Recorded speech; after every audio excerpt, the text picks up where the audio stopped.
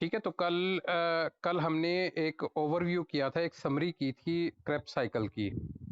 ठीक है। Krebs cycle में हमने ये चीज़ समझने की कोशिश की थी कि साइकिल स्टार्ट कहाँ से होता है। तो वो आपको मैंने ये बताया था कि ग्लाइकोलिसिस की जो एंड प्रोडक्ट है पाइरुवेट या पाइरुविक एसिड, ठीक है, वो जब पाइरुवेट एसिटाइल कोए में कन्वर्ट होता है, एसिटाइल कोए में जो कन्वर्जन होती है उसके लिए एक एंजाइम है जिसे पीडीएच कॉम्प्लेक्स कहते हैं, pyruvate dehydrogenase complex. Pyruvate dehydrogenase complex का काम ये है कि वो पाइरुवेट को एसिटाइल कोए में कन्वर्ट कर देता है। ये जो एसिटाइल कोए है ये माइटोकॉन्ड्रिया के अंदर एंटर होता है, और चूंकि क्रेब्स साइकिल माइटोकॉन्ड्रिया के अंदर चलता है तो इस वजह से एसिटाइल कोए जो होता है उसको माइटोकॉन्ड्रिया के अंदर होना जरूरी है, तो ये वहां पर पहुंच जाता है। अब जिस वक्त एसिटाइल कोए माइटोकॉन्ड्रिया के अंदर होता है तो क्रेब्स साइकिल के अंदर जो लास्ट प्रोडक्ट या फर्स्ट प्रोडक्ट आप कह सकते हैं वो ऑलरेडी वहां पे मौजूद होती है, जिसे ऑक्सैलो एसीटेट कहते हैं। ठीक है। वो 4 कार्बन का कंपाउंड है, एसिटाइल कोए 2 कार्बन का कंपाउंड है। तो एसिटाइल कोए उसके साथ ऑक्सैलो एसीटेट के साथ कंबाइन होता है, कंडेंसेशन रिएक्शन होता है। कंडेंसेशन रिएक्शन का मतलब है दो चीज़ों को मिलाकर एक बड़ी चीज़ बना देना। ठीक है।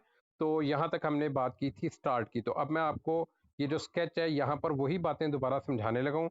ये आपके जहन में जो है ना इसका एक स्केच बिल्कुल क्लियर बैठ जाना चाहिए, क्योंकि इससे रिलेटेड जो है क्वेश्चन आपके पेपर में आएंगे। तो अब ये स्केच में देखें, पाइरुवेट से ऊपर से स्टार्ट हो रहा है। ठीक है। डाउन एरो बना हुआ है एसिटाइल कोए। ये जो रिएक्शन है पाइरुवेट की फॉर्मेशन तक का, ये तो ग्लाइकोलिसिस का था, और ये साइटोसोल में होता है। जब पाइरुवेट एसिटाइल कोए में कन्वर्ट हो जाता है तो फिर ये माइटोकॉन्ड्रिया के अंदर एंटर होता है। अब देखें वहां पे पीडीएच लिखा हुआ है, पाइरुवेट डिहाइड्रोजनेज कॉम्प्लेक्स। ठीक है। तो इस रिएक्शन के दौरान में एनएडी मैंने आपको बताया था कि ये इलेक्ट्रॉन कैरियर है। तो ये nicotinamide adenine dinucleotide oxidise form में आता है, और हाइड्रोजन एटम जो है इसमें से रिमूव कर देता है पाइरुवेट में से, और खुद ये रिड्यूस हो जाता है।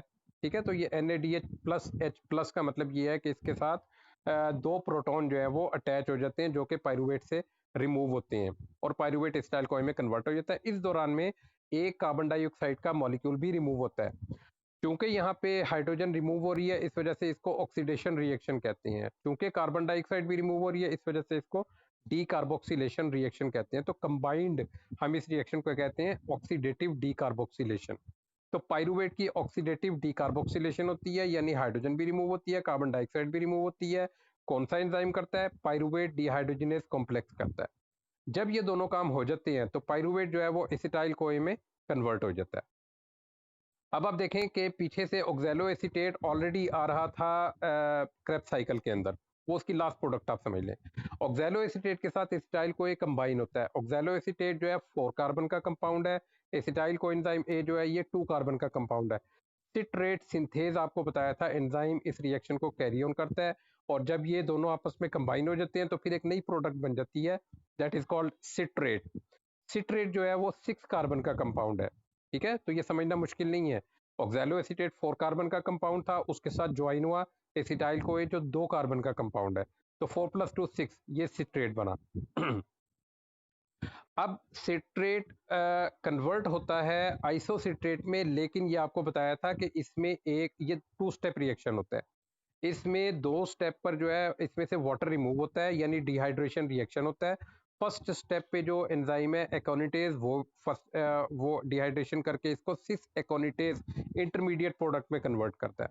ये सिस एकोनिटेज जो है इसमें से दोबारा वाटर रिमूव होता है और वो आइसोसिट्रेट में कन्वर्ट हो जाता है। ठीक है। तो ये रिएक्शन जो है समझना मुश्किल नहीं है, इसमें डिहाइड्रेशन हो रही है, वाटर रिमूव हो रहा है, एंजाइम एक ही है, एकोनिटेज। ठीक है। ये एकोनिटेज एंजाइम सिट्रेट को आइसोसिट्रेट में कन्वर्ट कर रहा है through the formation of an intermediate compound. ठीक है। वो आर्जी तौर पे एक कंपाउंड बनता है जिसे सिस एकोनिटेज कहते हैं, और ये कन्वर्ट हो जाता है आइसोसिट्रेट में। आइसोसिट्रेट से फिर एक नेक्स्ट कंपाउंड बनाया जाता है ऑक्सैलोसक्सिनेट। ठीक है। यहाँ पर जो एंजाइम है, एंजाइम के नाम मैंने आपको कल समझाए थे कि जो सबस्ट्रेट होगा उसके ऊपर एंजाइम का नाम होगा। ठीक है।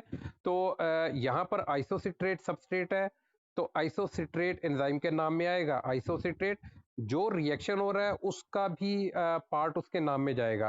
तो यहाँ पर डिहाइड्रोजनेशन रिएक्शन हो रहा है। ठीक है। डिहाइड्रोजनेशन को हम ऑक्सीडेशन भी कहते हैं। तो आइसोसिट्रेट में से हाइड्रोजन रिमूव होती हैं। जब भी हाइड्रोजन रिमूव होगी किसी कंपाउंड में से, याद रखें सेल के अंदर हमेशा उसको कैरी करने के लिए कोई इलेक्ट्रॉन कैरियर आएगा।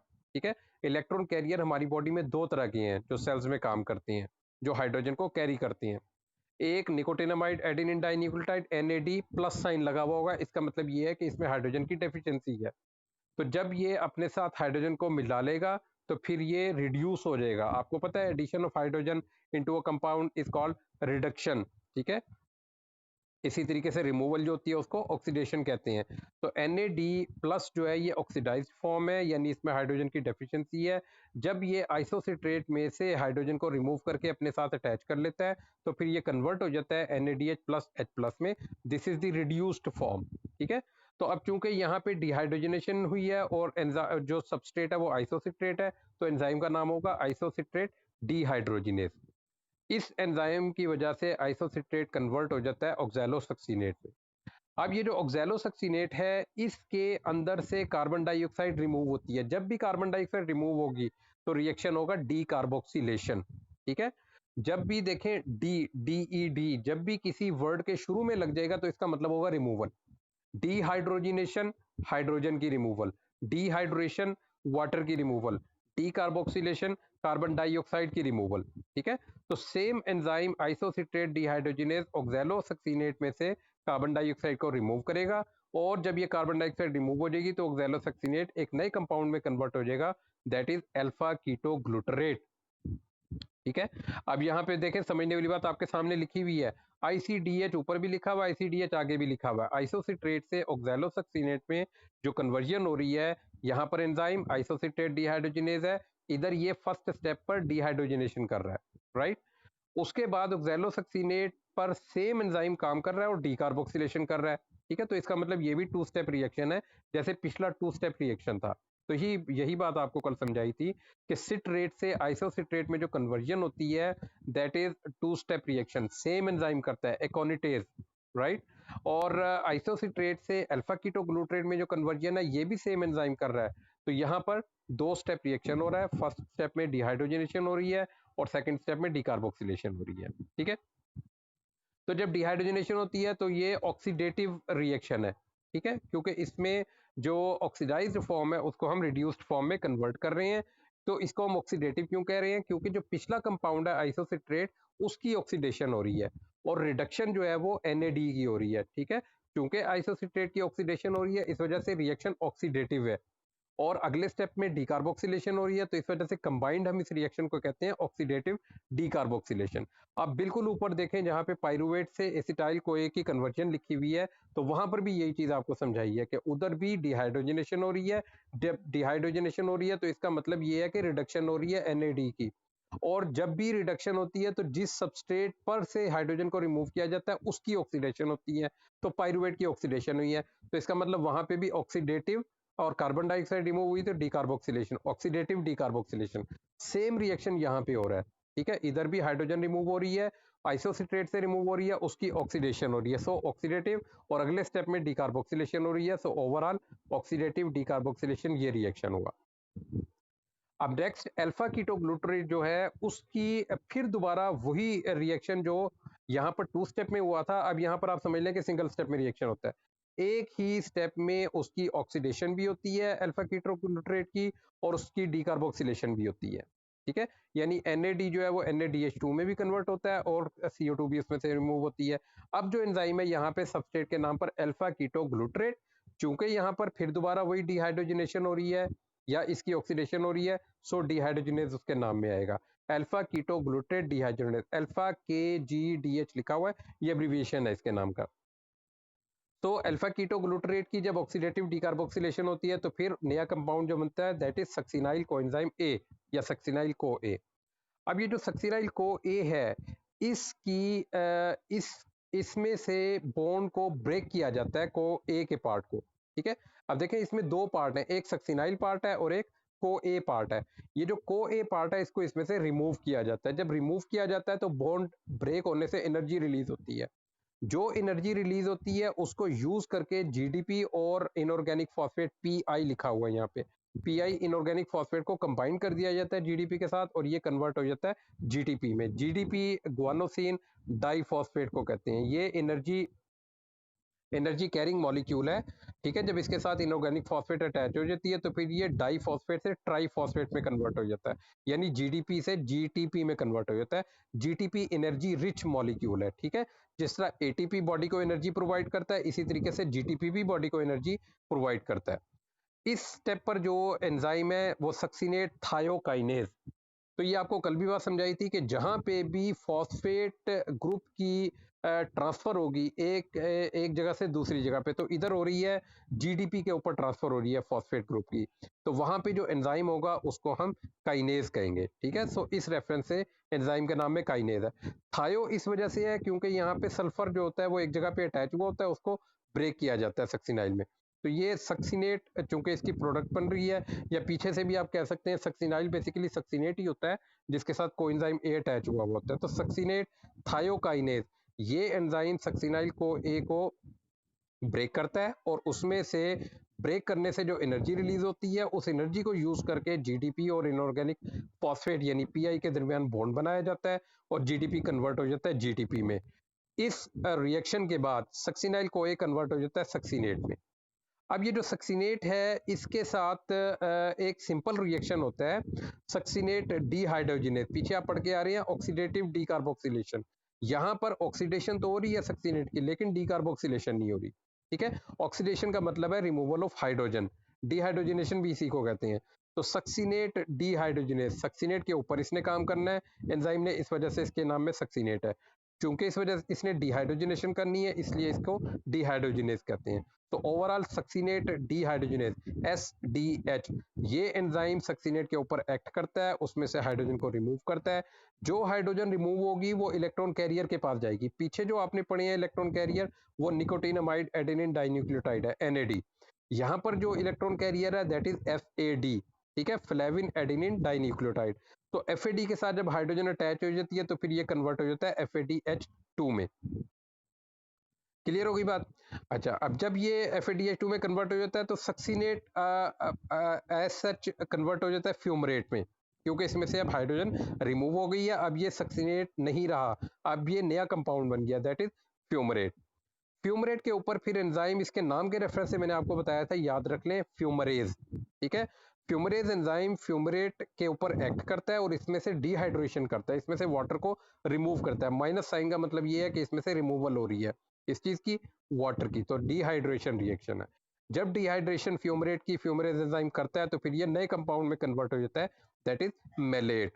अब ये जो मेलेट है इसके ऊपर फिर वही रिएक्शन होता है जो पीछे एनएडी के साथ या एफईडी के साथ हुआ था, यानी इसकी डिहाइड्रोजिनेशन होती है। जब इसकी डिहाइड्रोजनेशन होती है इसमें से हाइड्रोजन रिमूव हो जाती है। जो हाइड्रोजन रिमूव होती है वो इलेक्ट्रॉन कैरियर यानी निकोटिनामाइड एडेनिन डाइन्यूक्लियोटाइड जो ऑक्सीडाइज फॉर्म में था उसके साथ मिल जाती है और उसको रिड्यूस कर देती है, तो वो कन्वर्ट हो जाता है NADH प्लस H प्लस में, या इसको NADH2 भी कह सकते हैं आप, ठीक है। तो एंजाइम कौन सा होगा, सबस्ट्रेट मेलेट है तो एंजाइम के नाम में मेलेट आएगा। रिएक्शन डिहाइड्रोजिनेशन का है, हाइड्रोजन रिमूव हो रही है इस वजह से उसके नाम में डिहाइड्रोजिनेज आएगा। सो ओवरऑल एंजाइम का नाम क्या होगा, मेलेट डिहाइड्रोजिनेज। जब मेलेट डिहाइड्रोजिनेज मेलेट में से हाइड्रोजन को रिमूव करके NAD के साथ अटैच कर देता है तो फिर मेलेट अब मेलेट नहीं रहेगा क्योंकि उसमें से हाइड्रोजन रिमूव हो गई है, अब वो नए कंपाउंड में कन्वर्ट हो जाता है that is oxalo acetate.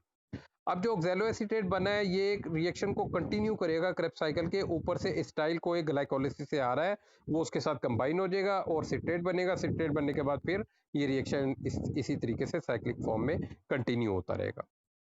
Clear होगी बात यहाँ तक। जी ना, आवाज आ रही है आपको मेरी।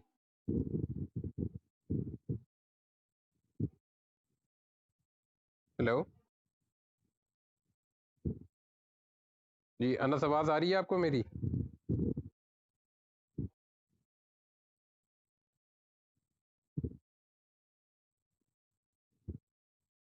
जी मुझे बताएं आपको आवाज आ रही है।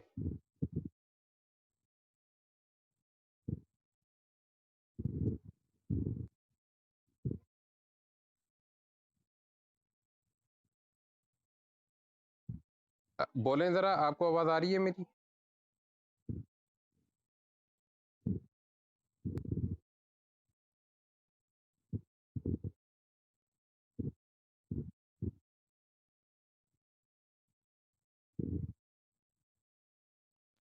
अच्छा ठीक है।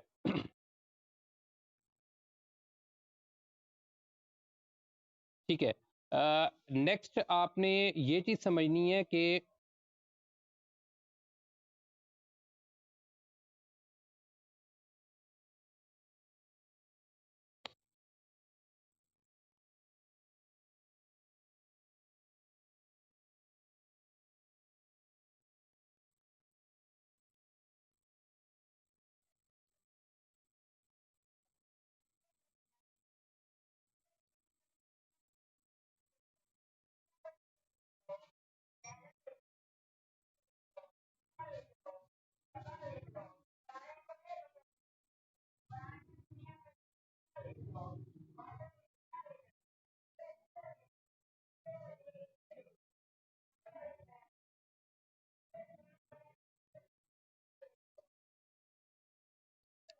जी अनस, आवाज़ आ रही है आपको मेरी? हेलो। अच्छा। अच्छा ठीक है, मैं आगे कंटिन्यू कर रहा हूँ। ठीक है।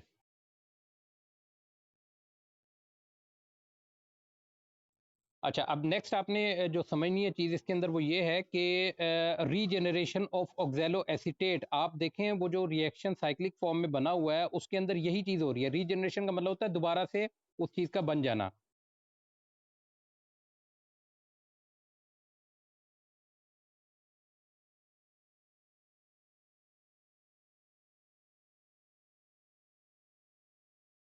ठीक है, तो रीजनरेशन का मतलब होता है दोबारा से उस चीज़ का बन जाना। तो ऑक्सैलो एसीटेट इस साइक्लिक रिएक्शन में दोबारा से बनता है, तो ये इसकी रीजनरेशन होती है।